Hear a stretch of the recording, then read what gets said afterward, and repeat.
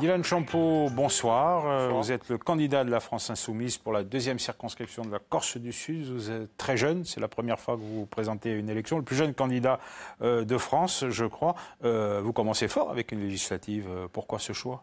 Oui, on commence très fort, mais écoutez, moi, mon engagement, c'est quand je vois la société. Aujourd'hui, la société, rien ne va.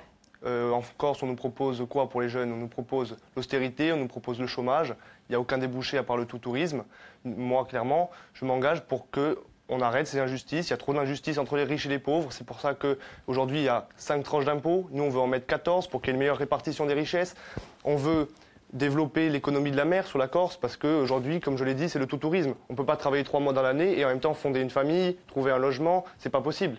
Donc, clairement, mon engagement, c'est pour la société, pour le peuple.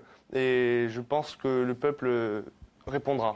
Qu'est-ce que vous espérez de ce scrutin? Est-ce que ce n'est pas essentiellement une candidature de témoignage? Non, non, c'est une candidature de conviction. On espère rassembler largement pour des sujets auxquels les électeurs sont très largement confrontés. Je l'ai dit, en Corse, il y a 66 000 personnes sous le seuil de pauvreté. On est un pays quand même qui est riche. Il y a 25 000 chômeurs. La majorité sont des jeunes. On a besoin de trouver une autre voie. C'est pour ça qu'on propose, dans l'économie de la mer, on propose de créer 300 000 emplois sur le territoire français pour l'économie de la mer. La Corse peut largement s'inscrire dans cette projection, puisque nous, avec 1033 km de côte, on pourrait faire de Corté l'université de la mer, l'université au métier de la mer.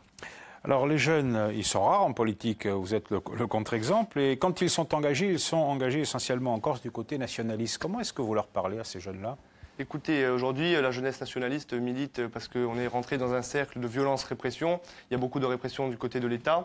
Nous, on pense qu'il faut sortir de ce cercle vicieux. On pense qu'aujourd'hui, ça bloque l'émancipation de la jeunesse. C'est-à-dire que la jeunesse, finalement, se retrouve en train de manifester contre cette répression de l'État, alors qu'elle aimerait construire un avenir meilleur, elle aimerait développer sa culture, développer sa langue, elle aimerait avoir plus d'emplois, elle aimerait le logement. Voilà, c'est ça les questions de la société, et c'est ça qui aujourd'hui fait que ça bloque, puisque finalement ce cercle vicieux bloque clairement l'avancée de la société. Alors vous connaissez bien le discours de Jean-Luc Mélenchon et son programme, mais on ne peut pas dire qu'il soit très préoccupé par la Corse. Ses écrits d'ailleurs en témoignent. Il n'y a rien dans son programme, ni de près ou de loin, qui la concerne spécifiquement. Ça ne rend pas votre tâche un peu plus difficile dans ce type d'élection? Non. Déjà, nous, on s'inscrit dans le projet de la Corse. Comme je l'ai dit avec l'économie de la mer, on nous propose le bilinguisme total.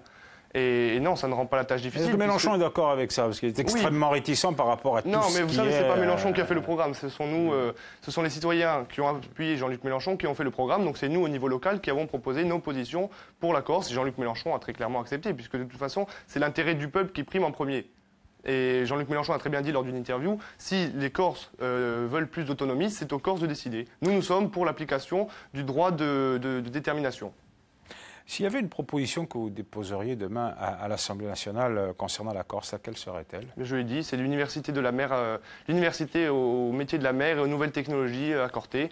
C'est une perspective d'avenir. Il faut créer de l'emploi et on a le territoire parfait pour le faire. En matière institutionnelle, ce n'est pas quelque chose qui vous paraît être une priorité, par exemple?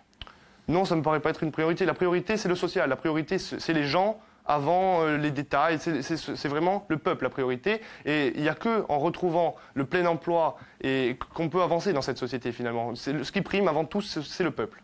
Alors la gauche n'est pas forcément favorite dans cette campagne électorale. On a vu l'explosion des partis. Pas d'union avec le Parti communiste, pas d'union avec le Parti socialiste. On gagne seul? Écoutez, notre programme a quand même rassemblé plus de 7 millions de personnes au présidentiel. On pense qu'on est aujourd'hui la seule force d'opposition pour le peuple qui est capable de tenir une ligne. Nous, notre seul fil rouge, c'est le programme. Ceux qui souhaitent ne pas se rassembler avec nous, bon, tant pis. Nous, on est cohérents, c'est le programme avant tout et c'est l'intérêt du peuple avant tout. Et d'ailleurs, moi, à titre personnel, je ne suis que le porte-parole du programme.